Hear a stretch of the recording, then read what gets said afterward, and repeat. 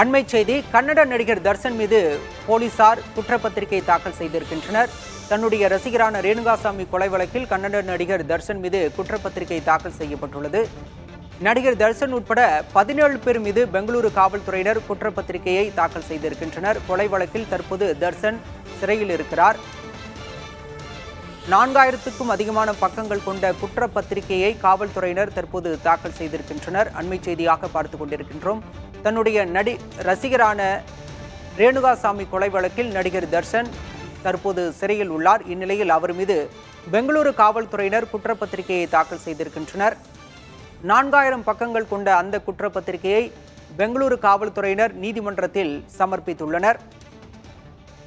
ரேணுகாசாமி கொலை வழக்கில் பரப்பன் அக்ரகார சிறையில் இருந்த நிலையில் அங்கு விதிகளை மீறி செயல்பட்டதாக தற்போது தர்ஷன் அங்கிருந்து வேறு சிறைக்கு இடமாற்றம் செய்யப்பட்டார்.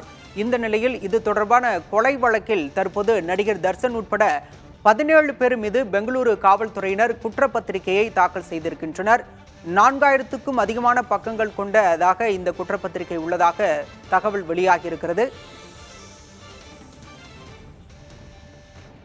தர்ஷனின் நெருங்கிய தோழி பவித்ராவுக்கு ஆபாச குறுந்தகவல் அனுப்பியதாக தன்னுடைய ரசிகர் ரேணுகாசாமியை ஜூனில் கொல்லப்பட்டார். இந்நிலையில் இது தொடர்பான கொலை வழக்கில் நடிகர் தர்ஷன் கைது செய்யப்பட்டு சிறையில் அடைக்கப்பட்டிருந்தார். இந்த நிலையில் இது தொடர்பான வழக்கில் பெங்களூரு காவல்துறை குற்றப்பத்திரிகையை தாக்கல் செய்திருக்கிறது.